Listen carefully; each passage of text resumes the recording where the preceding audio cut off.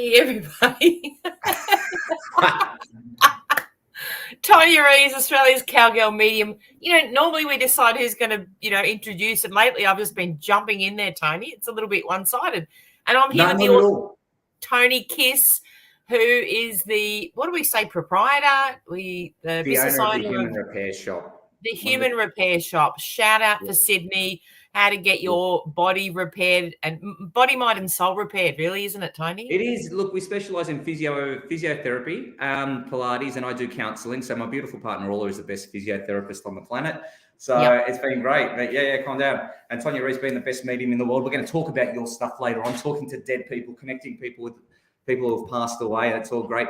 Karen, good morning. How are you? Connie, good to see you on board as well.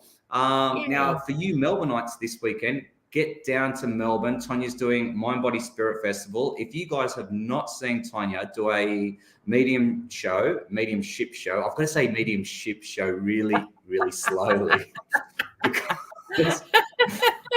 Well, some might say a mediumship show. Hey, Leanne, how are you? Great to have you on board. Now, just raise your hands. Just give us a little yell if you are in Melbourne. Just put a little, yep, I'm in Melbourne, or a little wave. I don't know, whatever you modern kids do to acknowledge that you're in Melbourne. I'm excited for you, Tonya Rees. I'm excited for the people that you're going to actually help them connect with their loved one that's passed away. And it's such an important thing that you do, Tonya. And every time I do that. Hey, Gilly, you're over in the States. Make it happen in the States. Get Tonya Rees over there. Cowgirl medium. You cannot beat her. You know what? We should really do a live stream one day of your shows, because it's amazing. It's just, when you see people tear up or have a good laugh. And I like that. They're probably my favorite moments, when you connect with somebody, when you connect with spirit, and then you connect with somebody in the audience, and the three of you have a chuckle over something that they've said or whatever like that. They're my golden moments, and I'm not even involved. I just get emotionally involved just from that. Do you have favourite moments, Tom?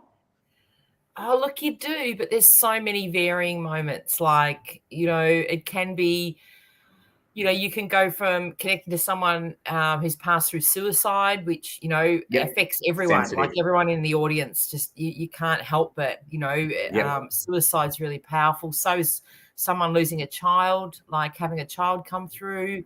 And, they're the moments that you really, you're just so aware of, I suppose, as a medium, it's, and it's not, connecting with every person that's passed is just as important, but you do get can be very overwhelming, and you really have to push through those really hard ones where you've got someone that's come through that, whether they've chosen to I say go back home, and just, you really feel, I suppose it gives you that bit more pressure to get it right, what they're coming through with, because it is often a very much, a heartfelt, like extra strong heartfelt message for, not just that person that's receiving it, but for the whole audience. People really feel it. So you do have to take that time for it. Yep, absolutely. You got to, hey, look, there's some great people on board. Good morning to you. If you're out there, say hello. Avichka's on board. Joanne from WA, good morning. How are you? Good to have you here. Cindy's a big fan. She goes, oh my God, just love Australia's cowgirl medium. Isn't she the best? Thanks, Cindy. Hey, you're on board. Always good to have you. Yeah, Gilly, it is very personal, isn't it? You're absolutely right. Tash, how are you going? Great to have you on board. Rachel's on board as well. Good morning, everybody. Good morning. How are we? It's good to have you all on board. And look at this. Gilly's got a great one. Very, very kind of you, Gilly. Where was it? It is somewhere where she wants you to go to the States. Yeah, you and I. Two of US. We'd love that. Yeah, no worries, Gilly. I'd be the best road crew that Tonya would ever have. I'd lug her bags around, check the lighting, do sound check. That's about as much as I could contribute, but Tonya would be the star, absolutely. You could. There's, when you think about it, like connecting with loved ones and those that come through that have passed over, it would be a good bounce off to have the psychologist there to actually, after that connection, then break things down. That would, empower people with that message and, moving forward, how to navigate things. So I think that it's not as silly as it sounds to have, bouncing back from two. Yeah, I'm in. Yeah, sign me up, coach. I'm on. Hey, Tash, congratulations, having her first appointment morning with a family violence counsellor. Now, we spoke about this last week, Tash, and Tonya, you'd remember this. And you know what? I'm really proud of Tash on this, that she actioned something and actioning. Like, we can talk about this stuff on TNT because it's a beautiful community and we're all going to be vulnerable and open up our hearts as we do. And they're great ideas, but it's not until, and this is what I get really chuffed about, Ton, I don't know about you, but when somebody actions something where they go, stuff it, I'm going to do this. And Tash, take my hat off to you. You talked it up, you asked for the help, and you did something. So thumbs up. I hope it goes well for you. Regardless how it goes, you've done the first step, and that's beautiful, which is great. So that's really powerful, because we can all talk the talk. Shelby's back. Hey, Shelby. Shelby's out of bed. What's happened, Shelby? Sorry, you're saying, Tonya, I cut you off there. No, that's all right. It's, a lot of times we'll put it out there or say, yeah, I'm going to go and get help, but actually to take that step, a lot of people resist that. Yeah, absolutely. They do. It's so. Look, I can vouch for that as well. It's sort of like we're in the marketing and networking part of our growing of our business, which is beautiful. So now it's catching up with people that we don't even know and having meetings like with doctors and other gyms and all that. And in our head, it's perfect plan, but you have to action it, and doing the action.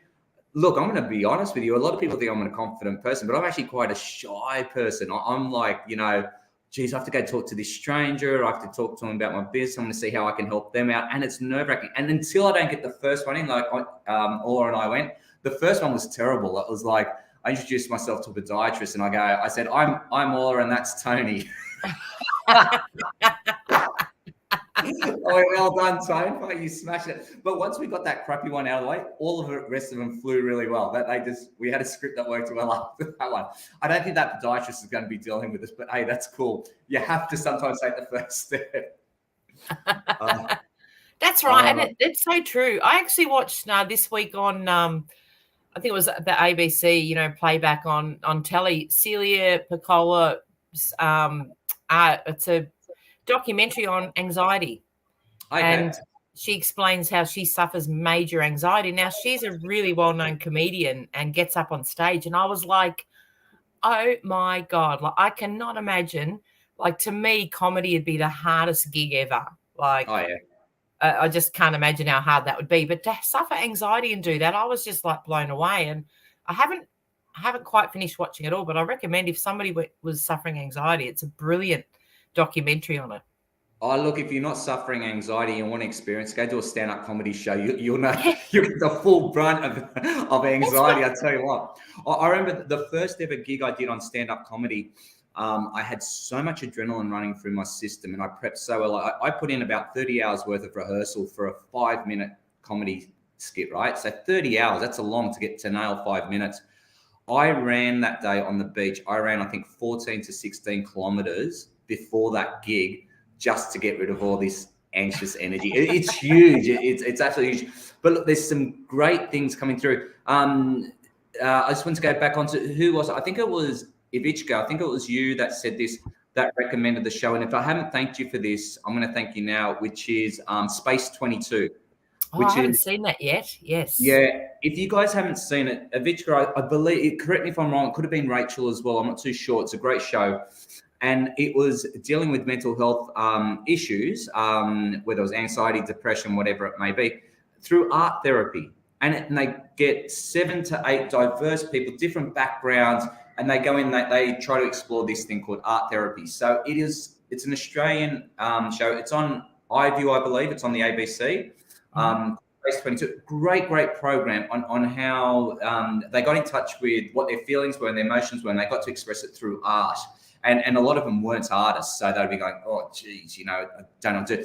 Thanks for that recommendation. I absolutely loved it. It was great to watch. So it was really good. Hey, Shelbs, thanks for the compliment. Love it. Absolutely do. Rachel's poking here. Tony, did your mum love Singapore orchids? I think it was your mum making her presence known, because Rachel saw a little orb floating. That really could have been. It could have been Mum, but that was from our. I was saying to Tonya before, that was from our bank manager, who gave us a whole lot of money with a really low interest rate and threw in a plant in the middle. I thought, this is cool. No, my mum loved plants. She always potted plants a lot. She always had her own little garden. Even later on in life, even though she went to a nursing home, she made sure she had her plants around her and everything like that. So it was really good. But you know what, talking about parents that have passed, Tonya, I was going to bring this up, and I wonder, you've said this before. My mum's favorite flower, really, the orchid of Ivichka. Yeah, it is. I don't know if is it a European thing, Ivichka? Because they wouldn't have had, because Ivichka's from Czech Republic, if I'm correct. Would they have had orchids in Europe? Would that have been a thing? I'm not too sure. I'm not sure. Yeah, maybe it's a way of mum saying congratulations. You know what, Tom? Yes. Ever since my father passed away, which is, I don't know, you know better than me, so you get to talk to him. I think about a year or 2 years ago. It's really hard with COVID. It just feels like 2 years of COVID, everything's a blur. Yeah, it was somewhere absolutely. in there. Yeah. But it's the first time I had a dream about Dad since he's passed. And it was really interesting. It was, what was it? Dad was there. I don't really remember my dreams, but this one stuck out for some reason. So I remember I was on the phone to him, and I said to Dad, I go, oh, Dad, what are you doing? Look, I'll come over for a visit, blah, blah, blah. And he goes, yeah, no, look, it's good just to talk over the phone. You don't have to come and visit. It's fine. It's all good. And Dad was a little bit like that in his later years. And I go, yeah, okay, cool. And then so basically what it was, and then he goes, he had a carer. I go, sorry, I was about to swear. And I said, my father doesn't have a carer. But I spoke to the carer, and then somehow my auntie, who's still alive, his sister, came in, and I could just feel her presence of being upset, going, oh, geez, you know, he doesn't want to connect with us or something like that. But it was more about her not being able to connect. And that was it. That was the end of the dream. So, ladies, look at this. Everybody lights up. Everybody's going, well, Tony, it means this, it means this. And I love the TNT community because I want to know about your dreams. They talk about my dreams. Tell us about your dreams.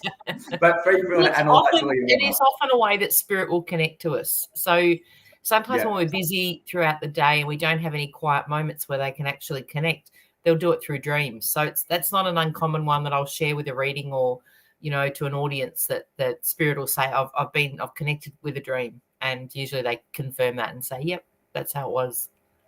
Wow. Okay, that's interesting. Yeah. So, for somebody who doesn't remember their dreams, like myself, I don't know what the science is. I knew I was never a clever kid at school. I think this is just adding another one, not remembering a dream.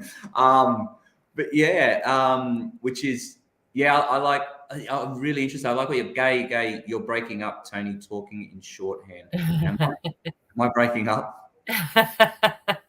I don't know. I can't pick that up from here, so I'm not sure. No, sorry, Gay.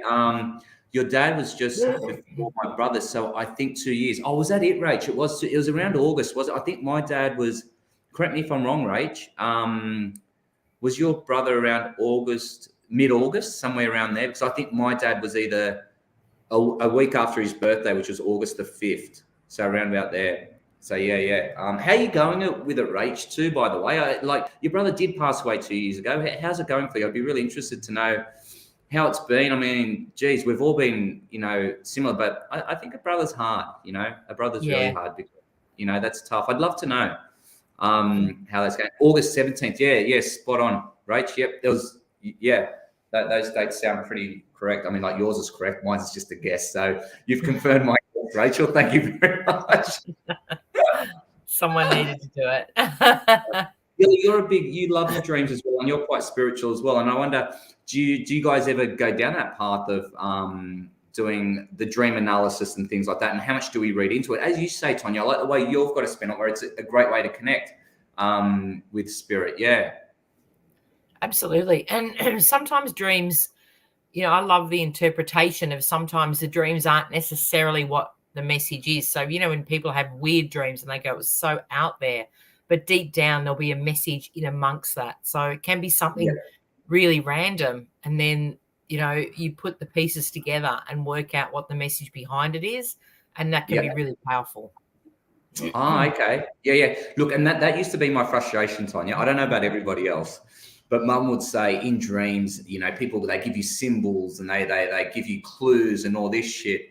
And it used to not, and I go, You know what? If I'm going to come into somebody's dream, I'm going to be so black and white. I'm going to say, watch out for this person. They're an asshole. They're going to rip you off. I'm not going to give you clues like a broken egg with a ribbon around one foot with a guy with a green ear or something. No, it's going to be really so black and white that you don't have to think about it. Joey, that was always my thing about that. Sam, you say I often ask past loved ones to pop in during my sleep. That's an You interesting can do that. Yep, sure can. Set that intention to say, okay, connect with me with a dream that I can remember. Yep. Again, it's all about intention. And that's where sometimes if you have a dream that's really disconnected or you really can't make sense of it, to write it down and, sit with it for a moment and see what is uncovered. We can usually uncover weird dreams as well. Yeah, geez, that's where you're earning the big bucks, Tonya, when you can uncover that stuff. Tasha's got something really cool. Rach, my mum passed 16 years ago on that date. Wow, wow. That's a connection there. That's pretty Twilight Zone stuff. For you younger people, you won't know what Twilight Zone was. It was a show back in the 80s, I'm guessing. 80s. So Shelbs, you're out of this one. You won't know what Twilight Zone is. I'm interested in what Shelbs has got here, where she goes, once my psychoanalyzed my dream and uncovered something I wasn't aware of. And I'm like, bro, I don't pay you to be attacked. You're like, that's how you're like, bro, don't, all over that, Shelbs. Yeah. Now, that's an interesting one. The reason why I think this is interesting from Shelbs is because she didn't give permission for this person to psychoanalyze her dreams, but they've gone in and done it anyhow. That's a bit of grey matter there, don't you think, Tom? Yeah, it'd be interesting to see, whether maybe he did that to bring something to the conscious attention, though, that can be quite powerful. So maybe it was part of his process to go, right, there's some digging around here that will help bring things to light. Yeah, absolutely. Yeah, I wonder how that paid off for you there, Shells, because sometimes it can hit you between the eyes, and sometimes it's just got to open up a little bit. Although we don't like hearing these kinds of things, Shells, and it's quite true. I don't like to hear it, But you know what? Growing up in a Hungarian household, it's funny. As soon as you put on some weight, they go, "Oh, you look healthy." When you put on a little bit more weight, they go, "Oh, you're fat now." Right? There's no. You don't want to hear it, right? You know it. Yeah, you're pulling out all your tracksuit pants from the cupboard to got elastic in them and shit. You're not putting jeans on anymore. We all know when the pants get tight or the skirt gets tight or the buttons don't do up. But I had to hear it at some point, right? And I reacted, but it's good. So Shelby's got here. She goes, but it helped me. I like that. I was going to go back to, but it helped me understand feelings I was having. Yeah. So that's pretty cool, Shelbs. Yeah, definitely. So that's part of the process, and that is a cool, understanding, I suppose, that comes out of that, which is pretty powerful. Yep. Now go on to Rachel. Rachel's put, about her brother passing. Yeah, I'm doing okay. It's tough. Less connection with his kids than before he passed over, and that's tough. But I just moved my blanket on my bed just now because I've got a cold and there's a big white feather sticking out. Oh, I love it. How beautiful. Yeah. Yep. Nice. He knows you're talking about him. That's for sure. Right. Yeah. It will be tough. It is. And you go less connection with the kids than before he passed. I mean, I think there's going to be that part where you're going to be there 24/7 and then you have to go back to your normal routine of life. And that's normal, Rach. That's just how life is. Do you know what I mean? And that's cool. But I like the feather sticking out. That's pretty cool. Yeah, it is. So I know you were very. Yeah, that's awesome. And Margaret shared a book here. There's an amazing book series by Alison Noel. Starts with a book called Radiance. It's about the afterlife, written from the spirit's perspective. Talks about jumping into dreams. Amazing books, written for young adults, but a good read for all. Sounds good, Margaret. What do you think? That's your neck of the woods, Ton. I mean, I've always said this to you, Ton, though. I reckon you should write a book about some of the amazing, exactly like this. So let's just rip this off. This is copy and paste this, Tonya. I'll be the dream analysis spirit. No, but I think it would be really like, okay, let's go. Let's put a vote in, ladies and gentlemen. No pressure on Tonya whatsoever. Do you reckon Tonya should write a book about some of the spirits that she's connected with and the people that she's connected for, and just the little stories, little antidotes that go along with that? Because I think that would be a really cool thing to read. Like, I don't know. It was a fiction Yeah. series too. Okay, so it was all truth. That was pretty good. Rachel, yeah, I like the sound of this. Yeah, Yeah, me too. That sounds like an amazing read. Gay, 100%. Yeah, see, no pressure whatsoever, Tonya. Like, and this is why you love me as a friend, because well, it's interesting because I have had that, like the process of writing. It's funny. I was never really, writing wasn't, I used to love writing stories as a kid, but I'm sure they went nowhere. And yeah, then sort of really didn't do much until I did the collaboration with the book, The Ancients, that we created back in 2020. And yeah, that kind of opened up. It was just like, yeah, let's do this book. Let's share our experiences. And that kind of yep, took the lid off that. Oh, wow, I thoroughly enjoyed immersing myself into that. And since then, I do articles monthly for Holistic Bliss magazine, which I yep. really love because it keeps me writing, like it's almost like I've committed to that. So every month I do an article about 400 words. So not that big, but Mm. it's really, I suppose, given me a bit of a passion for writing that I probably wouldn't have had otherwise, or wouldn't have explored to the degree to go, yes, I enjoy it. Yeah, that's pretty cool. That's a nice way of getting into it. Like you realize that you liked it. So everybody's saying, "Yep, get into it." Margaret's saying, "Do it." Karen's saying yes. Avichka says she'll even buy the book. Now, Avichka, congratulations for going that one step further. Everybody just goes, "Yeah, it's a good idea." Nobody said they'd Thanks, buy it. Avichka. Avichka, Thank you. that's what we're talking about. That's when you know it's truthful. Rach has got one here just quickly. Got the 5-year-old Jet living with us now that he's keeping me busy. He's a great distraction. There's some Libra, me, Jet's Aries, Mexican standoffs. Love it. That's a Enjoy. typical mum and child dynamic, Rach. Like Yeah. seriously, it's how it goes, regardless of your signs. Even it's like there's always that, But Aries are great. They don't hold a grudge, so he'll be easy. You'll be able to, you know, you'll be able to move forward with that easy. Yeah, absolutely. It would be Uh, quite and easy. I love Vichka's point here. Tony, you should write a book because you really have a great perspective, even if it's sarcasm with love. Yes, I agree. That would be amazing. 100%, because Sarcasm with love. I like it. yeah, absolutely. From Yeah. a bloke's perspective, like we Mm. don't tend to get a lot of books around that, like breaking it down to be a no BS, bloke's journey of, what you've experienced. I mean, with your coaching and with your Yeah. counseling, and you would have stories just as compelling as what mine would be that are from the spirit world. So I You definitely can. think there's probably not as many books around from that perspective than what there would be on what I'd be looking at writing. Yeah, there's some really heavy things that I deal with, and some of that's very difficult to be published in the sense where you have to get permission from the person, because I'm dealing with people that may have been, and this is not to trigger anybody, but people that may have been molested as children and how that's played out in their lives and how it's played out in their relationships. And then you'll be talking, people that was just abused by the parents, on every different level. It's just, there's so many deep traumas that are there.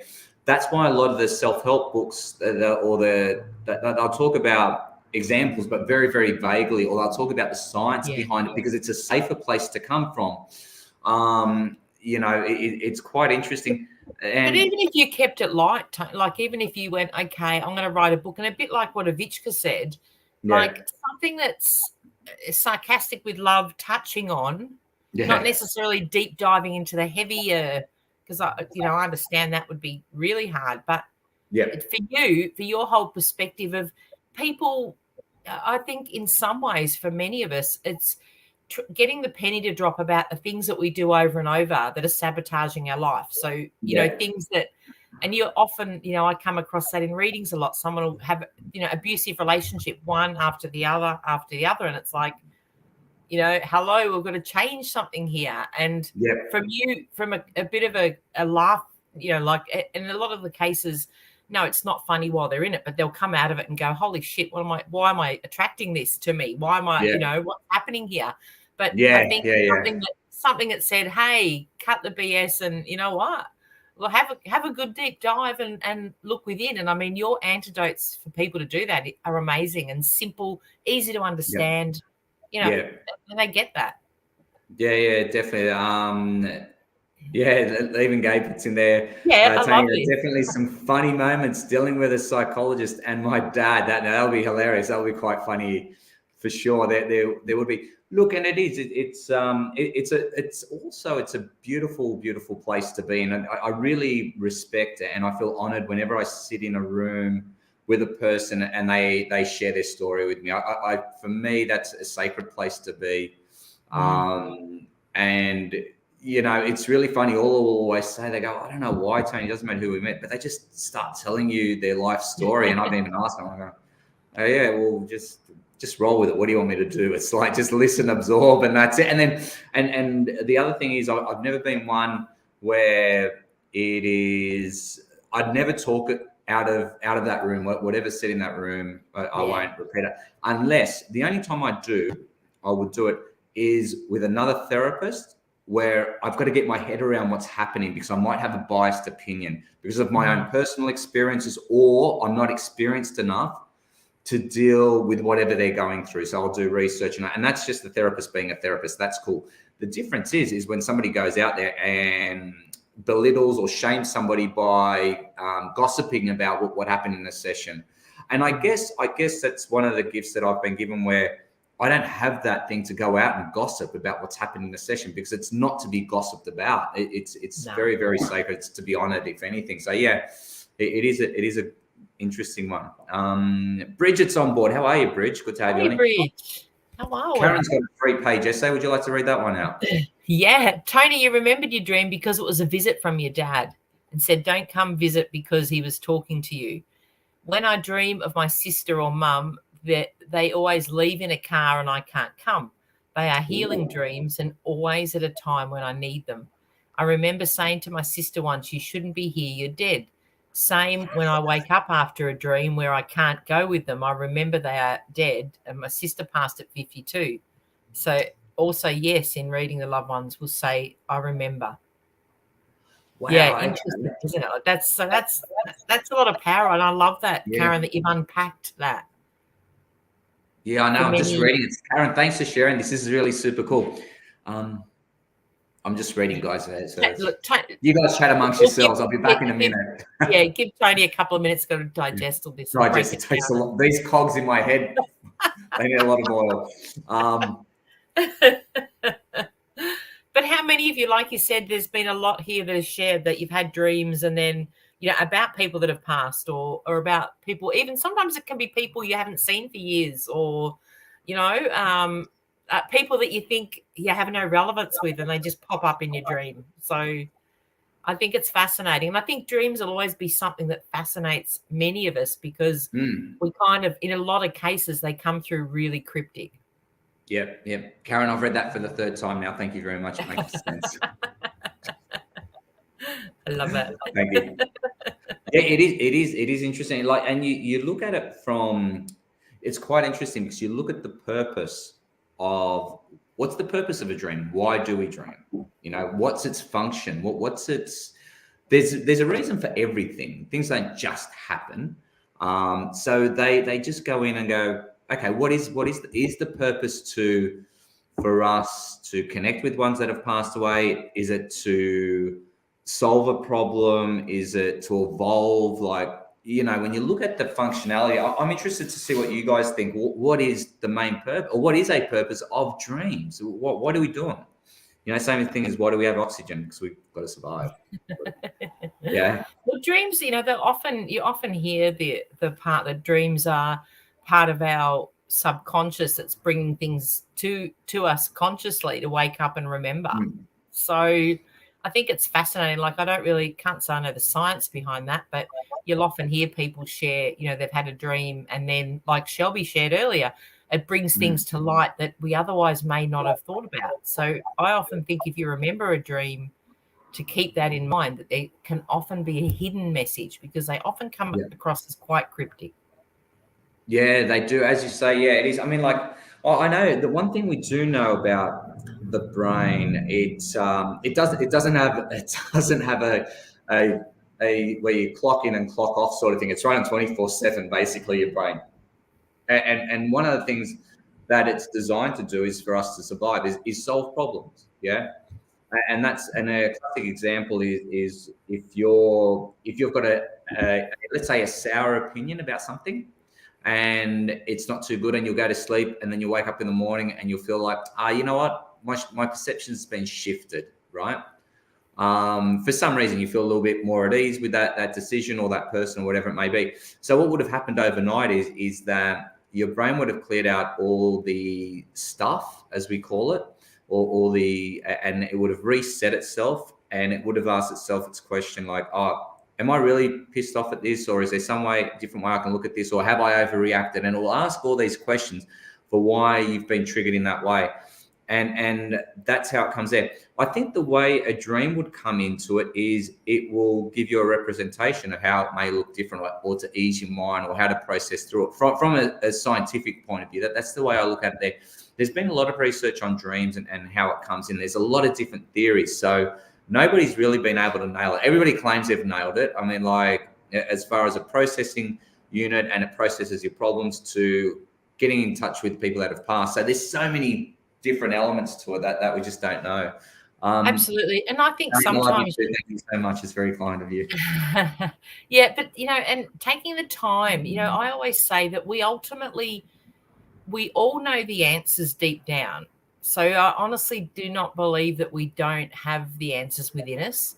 So sometimes if things keep coming up, it's really about sitting down in a quiet moment and, whether it's writing down those dreams, then coming back to them at the right time and really looking a bit deeper into them, or even getting somebody else's, version, like sharing it and saying, somebody says, I think this might be the message. So it can help you dig deeper.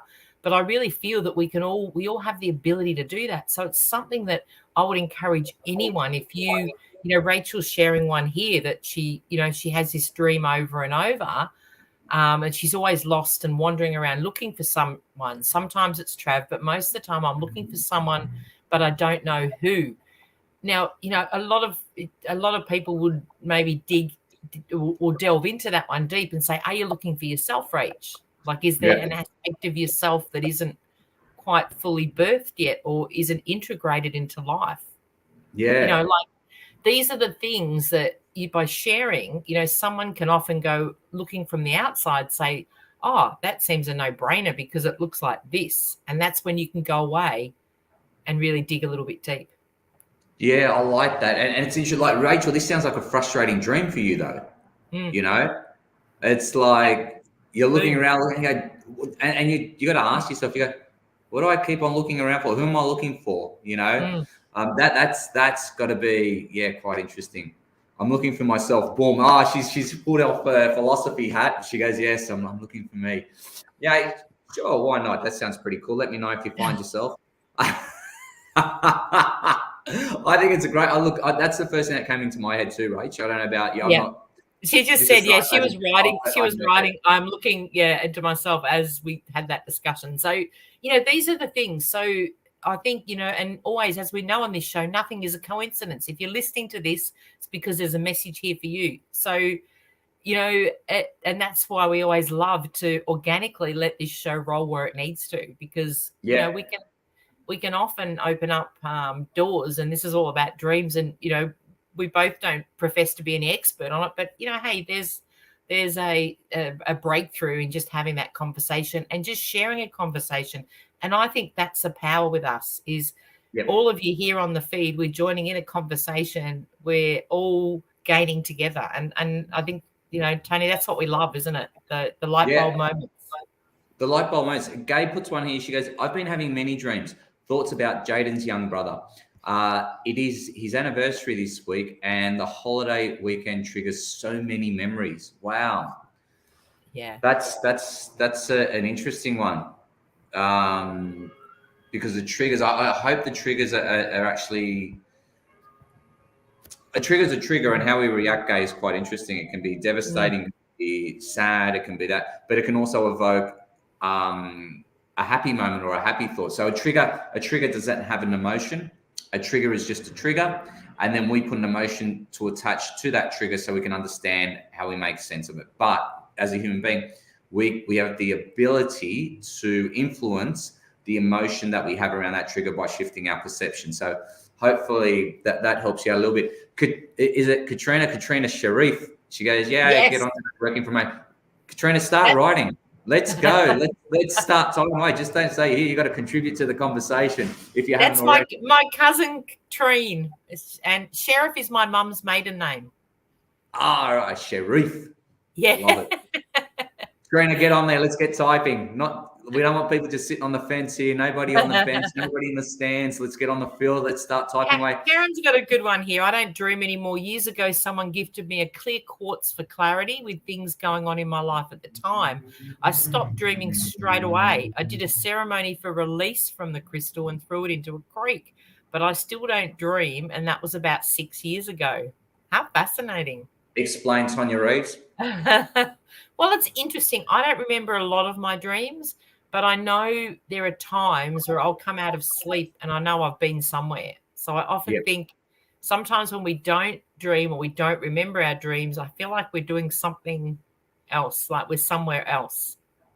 Yeah. That's just my little take on that. So but yeah, to stop dreaming, that's really interesting. To totally, not even having one in 6 years is quite a fascinating thing. But I honestly believe things happen for a reason. So whether, Karen, it's a case of whether the dreams were distracting you, and now, for the last 6 years, it's about focusing on the here and now, not so much the dreams or what they're about.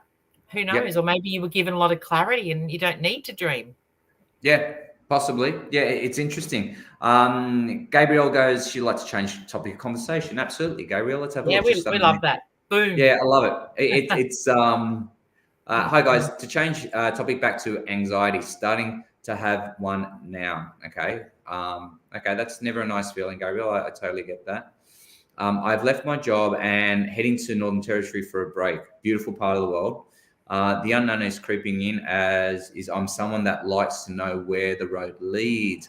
I'm going against the grain of doing what I've always done, rest and rest. Oh, look at Tonya, you're excited. I love it. Go for it. Explain, Tonya. Hey, thanks for sharing, by the way.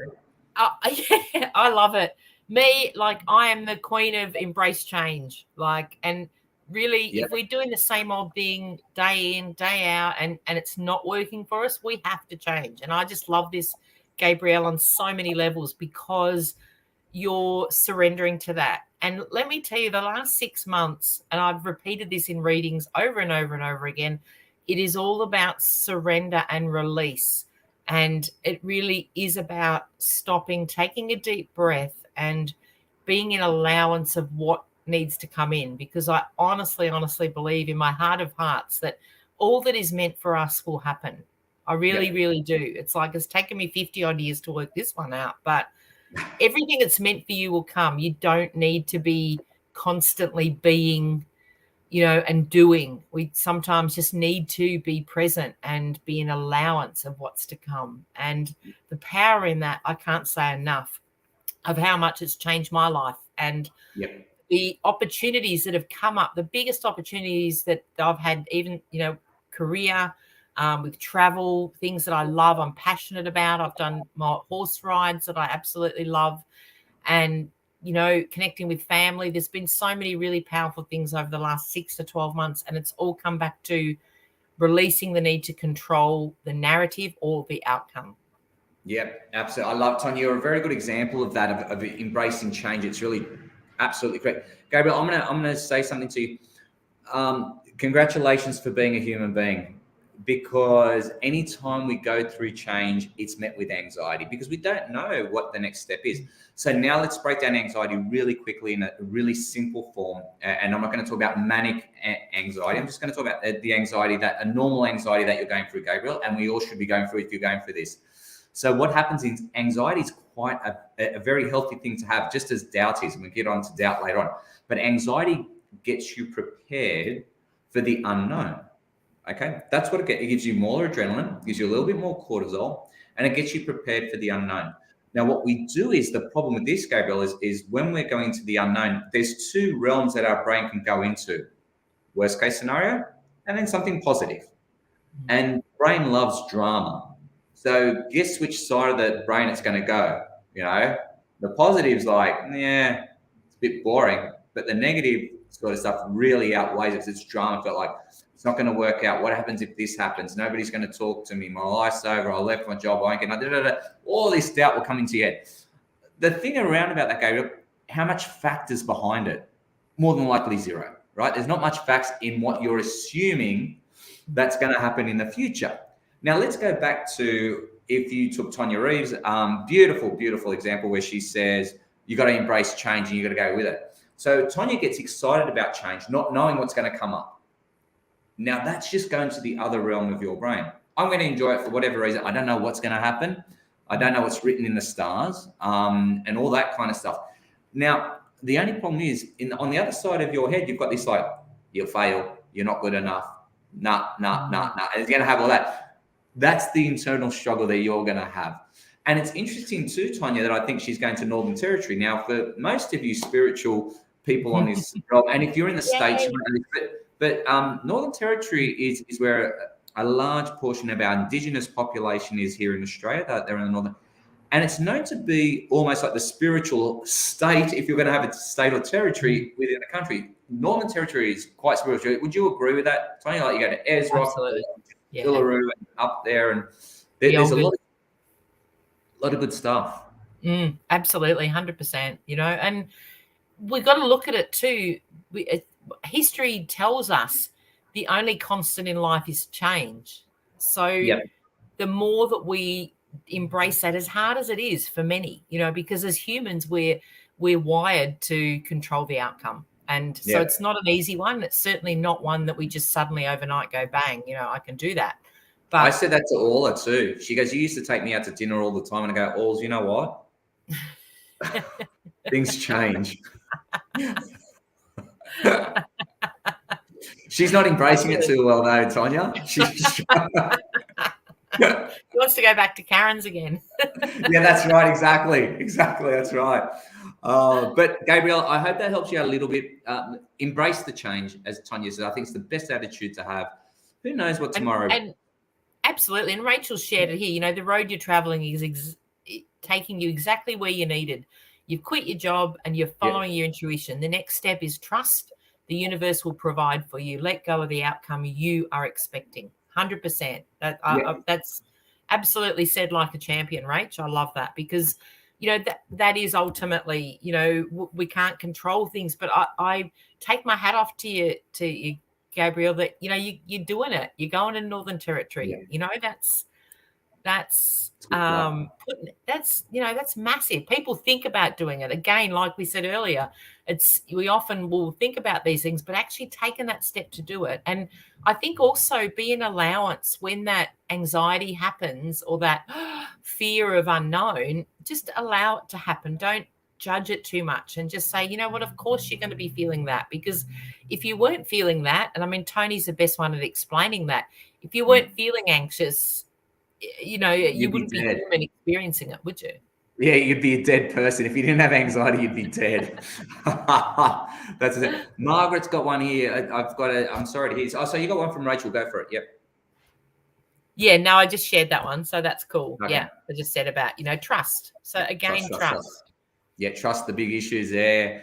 Margaret's got this one. I had a motorbike accident recently. Sorry to hear that, Margaret. Needed surgery on my right hand. That sucks, man. Didn't you just pick up a new bike, Margaret? Didn't you go somewhere to go pick up a new bike? I thought you did for some reason. Yeah, there was something. And yes, I'm right-handed. Can't do too much. We'll need about 6 months to recover. My son asked me, and this is the one that kicks you in the ass, Margaret. You hate this one. You hate it. What is the universe trying to tell you? Absolutely. To buy a new bike, Margaret, is what the universe is trying to tell you, because the other one wasn't good enough. So one with a left-hand throttle. Yeah, that's it. That's it. Margaret, okay, this is an interesting one, Tom. It's a crappy way to get a message in life. I like the sun coming through. Margaret, the question's been asked. If you had to answer that to your son, what is the universe trying to tell you after having this, which sounds like a terrible accident? It really does. If you had to have surgery on your hand, and hand surgery is a real bugger, so I hope it all heals well. What is the universe trying to tell you? Because now you can't ignore the question. You have to think about it. So what do you got there for us? Yeah, absolutely. Wait. Are you typing left-handed, Margaret? We might have to wait a little while. No, I love it.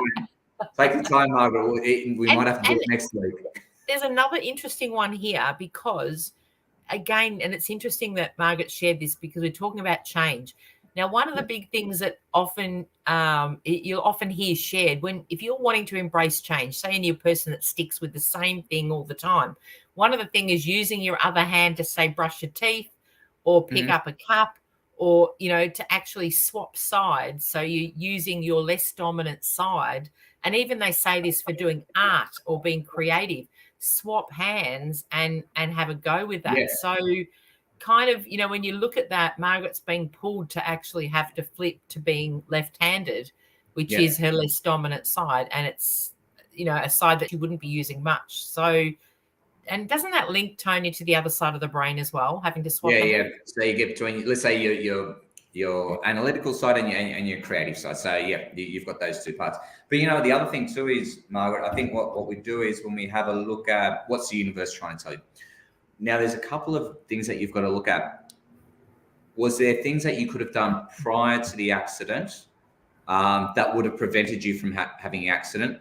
Was there something during the accident that you could have done to prevent that? So now you've got to look at different moments in time. And sometimes the universe might have said, okay, I'm going to just go out here on a limb. Like, I'm just making this stuff up, right? But you were really, really tired. You knew you shouldn't get on the motorbike, but you said, stuff it, I'll do it anyhow, right?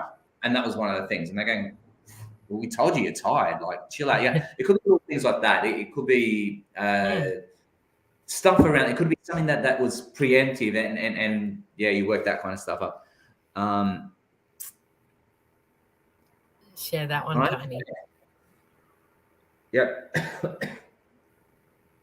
So the message I get is I need to look at things differently, change in view and habits.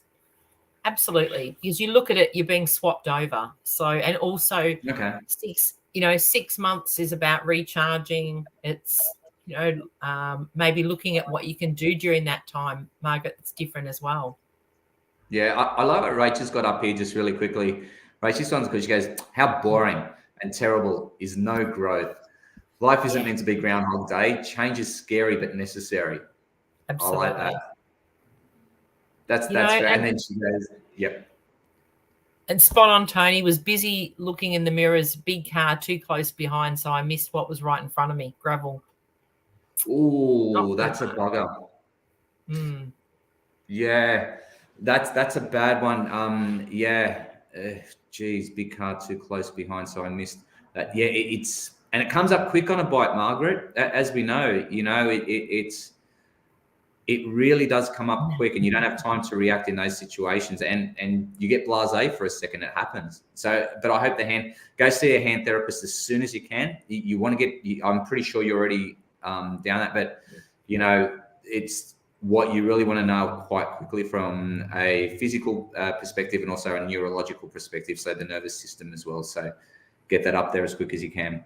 And I think, Margaret, you'll be pushed to do that because you're having to use your left hand. So that's, regardless, change in perspective, a bit of rewiring around the brain and how it works will be fascinating. It might be watch this space, Margaret. You might be watch this space. Yeah, I like it. I try not to poke myself in the eye when brushing my teeth. There's another message in there for you. Yeah, I like Rachel's one here. Read that one. That's Yeah. another one that comes into it. Message there, maybe stop looking behind and the past and focus on the future in front of you. Yep. So, yeah. So how fascinating. You know, these are, I love all this, you know, great perspectives on being able to look at, you know, something that obviously for poor Margaret, that's a pretty, you know, it's a pretty harsh thing to go through. But it's, you know, the gifts in looking at ways to break that down is certainly a positive. Yeah, absolutely, it is. And Avichka, this is Margaret. I'm gonna be polite. She's asked an interesting question. Avichka has. Mm-hmm. Why did you get the bike? Now, Avichka, as a male, I understand midlife crisis, right? But women aren't immune to it either.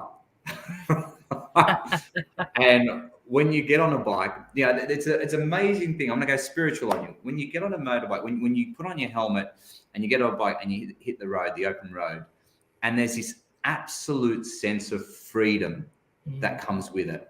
And there's a sense of oneness and there's a sense of absolute bliss. You know, all your problems go away. It's amazing. On a motorbike, your problems go away. It's very hard to have a bad day on the bike. It's a great way to clear your head. It is one of the best forms of therapy, I think, that I know of, is going out on the open road and having a thing like that. So, Vichka, why did you know what, Vichka? I'm going to ask this question. Why haven't you all got motorbikes? That's my that's my retort.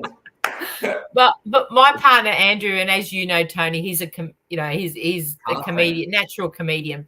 He calls them temporary Australians, motorbike riders. Yeah, and I'm laughing at that because I've got my bike license, and I actually went and got my license, and that was when I was pregnant with Mason, my first child.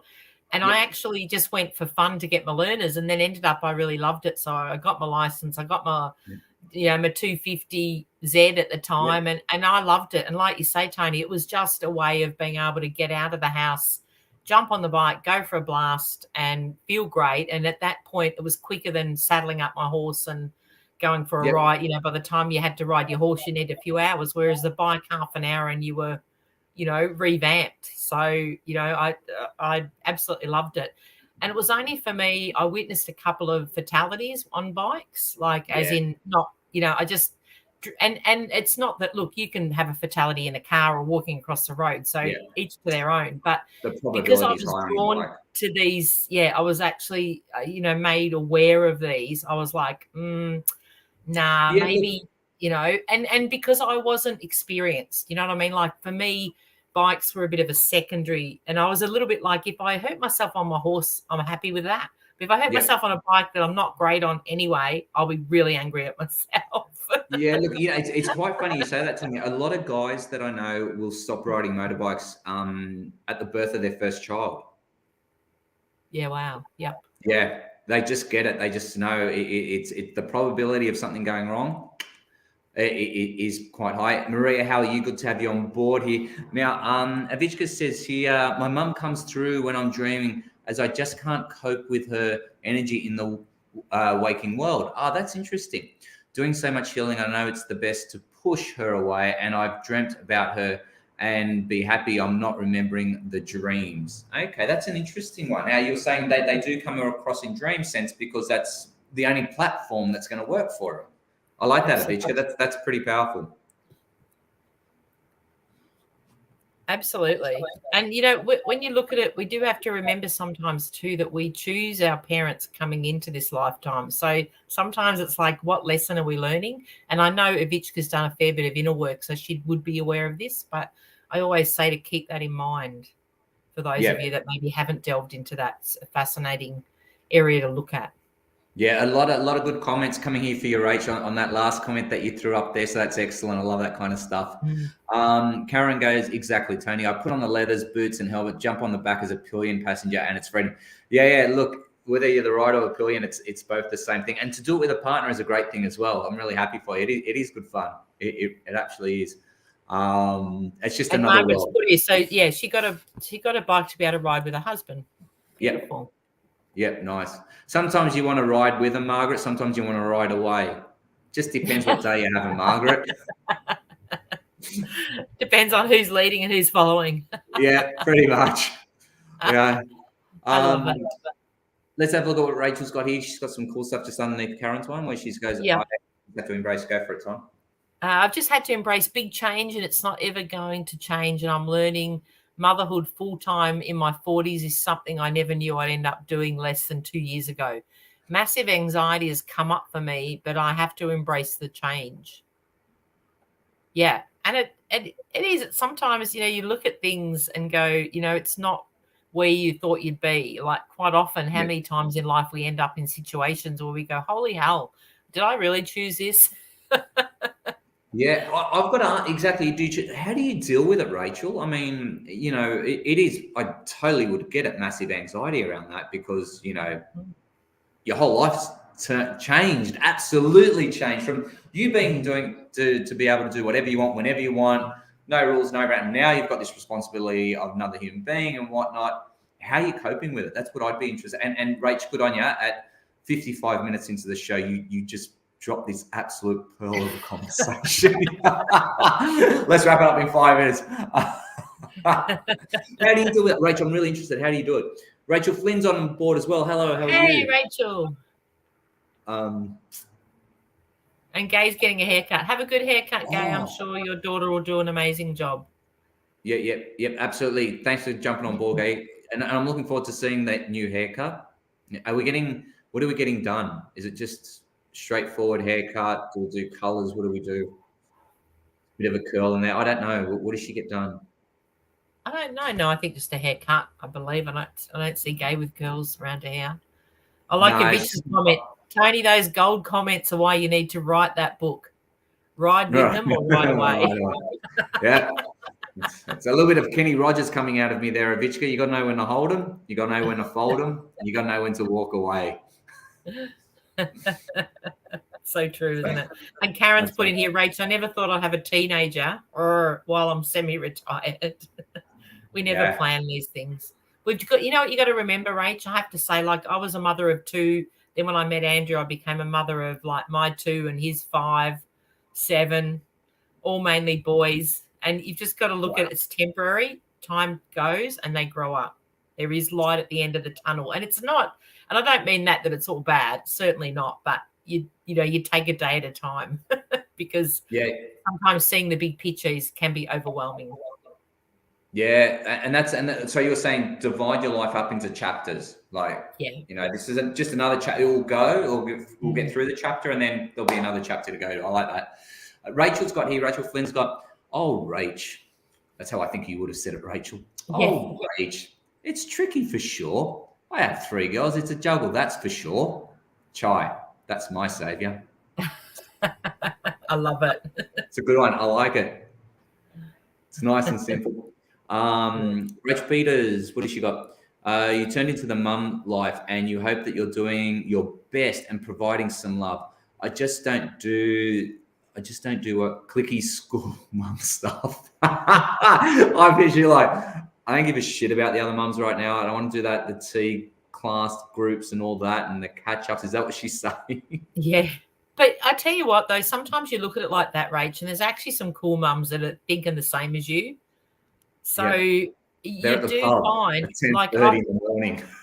You get amazing support from other mums and those that can be in the similar situation. And sometimes we look at it that we're separate or, I don't want to be part of that. But I know for me, I joined a few clicky groups and unclicked them pretty quick. And that was fun. I thought that story was going somewhere else. I thought it was like, and I clicked with some of them, and now they're my best friends. Like, no, I just unclicked them. It's like, game of shit. That's it. They're out of here. So, Rach, if that's some inspiration for you, go for it. Exactly. Just get in there, Rach. I mean, there'll be that. There's your ticket sales to your show at your Monday. Rach is doing a live show. Get in, get to know the mums, get to network, and you will be blown away at how much support people give you. So there you go. There's a trick for you. Yeah, I like it. Good advice, actually, Rach. Embrace being the mum clicky school group. All right, just get in there, get amongst it. Karen Bright's going to come see you tomorrow, Tonya. Exciting. Hey, Karen, I'd love that. I haven't seen Karen for ages. Yeah. What's this? Rachel goes, I just want to pick up my kids. Yeah, I'll probably get better at them with more coffee, lol. Look, it's just knowing the unknown, that's all it is. Rachel Flynn goes, this term I moved schools for my girls. It was a huge adjustment for all of us, but it was the best decision ever. They are also happy. Now, that's a tough one to do, Rachel. I'll take my hat off to change schools, to move schools. That's huge. And I'm glad it's worked out really well for you. And, congratulations to your girls for making that successful as well. It's something they did as well to make it happen well. So it's great. And often we look at from the outside at things and we think they're hard, but then once we do it, it's like, that's not that bad. And I feel, Rach, you'll get some good allies at school. So I think, look at it differently. Rachel, you might even get a friend. Hey, let's roll the dice. Let's just go out there. There's a lot of mums in the click group that would much rather have a cocktail at lunchtime than sit there and bitch at school. So, just put your inner Rachel on there, Rach, and tap into them and go, this is my tribe. Like, yourself, Ton, you would have, bringing up kids is never easy, but sometimes you go through really bad episodes of being a mum. And is it sort of cool that you can speak to another mum who's going through a similar thing where you can just unload, sort of? Is that also absolutely? beneficial? Yeah, absolutely. And, the things that you're feeling, many of the other mothers are the same, and people, if you look at it, like a mum's clique will be, sometimes you'll go to, I know going back to when mine were at primary school, there'd be the circle of mums talking, that would be looking at everyone else. And people would think, oh my God, are they checking out who's wearing what or whatever? If you were, I suppose, insecure, you'd look at it that way. But otherwise, just walking straight up and going, g'day, and walking, doesn't mean you have to engage in any gossip or anything like that. I never did that, but I'd always go, g'day, and then just do what I need to do. And they'll gravitate towards you, the ones that are similar. Yeah, that's good advice, actually. They will gravitate towards you. Rachel's getting the message. She's going, okay, dragging my feet. I'll do it. Great advice. Beers at lunchtime, mum group. Yes. She's worked it out. Well done. Rach, on that, I think we're going to almost end. And if it's you, some days I don't want to do the mother group either. But you do it. The other thing with that is you'll find someone that has a child that gets on well with your child. Then when you need a babysitter, you help them out. They help you out. Hey, it's a win-win. I know. Even Katrina, 23 years later, here you go. Rachel, this is a silver lining, okay? This is Katrina, thank you for this one. And thanks. About time, Katrina. You had all this time to write something, but you come in right at the end. We're going to finish on your comment, Katrina, because I'm excited you're on. 23 years later, one of my school mums is one of my dearest friends. Wine time was good and still is good. So we're going to end on that note. Thank you so much, ladies and gents. I'm going to be Mind Body Spirit Festival's on this weekend. If you haven't seen Tonya on stage doing a mediumship show, make sure you do. And if you have seen it before, go support it. Go, show the love. I believe it's entry fees free, which is absolutely amazing. Get out there, support it. Go and check out some crystals. Go buy some cards to go get spiritual, whatever it is for you guys in Victoria. Make the effort. Tonya, I'm going to say good luck with the weekend. You're going to absolutely smash it. I'm looking forward to hearing the stories of how you got to help people connect with loved ones that have passed away, because they're always great stories. I'll be recording that show that we do next week, and then I'll be writing a book called Tonya's Tales, and I'll be making a fortune from it. Everybody else, you guys are awesome. Thank you for being vulnerable, beautiful, sharing. I'll see you next week. Tonya, over to you. Thank you, guys. Awesome wrap up, Tony. Thank you. Much love to you all. For those that I'll get to catch up with on the weekend, please come up and say hello. I can't wait. Very excited to be here in home state here in Victoria, Melbourne. So Mind, Body and Spirit Festival, 11 a.m. Friday, Saturday, Sunday, and 4 p.m. on Monday. So don't forget to come and say hello. I'll have my card decks and be signing after the shows as well. So I'd love to catch up with you all. So thank you so much. See you next week, everybody.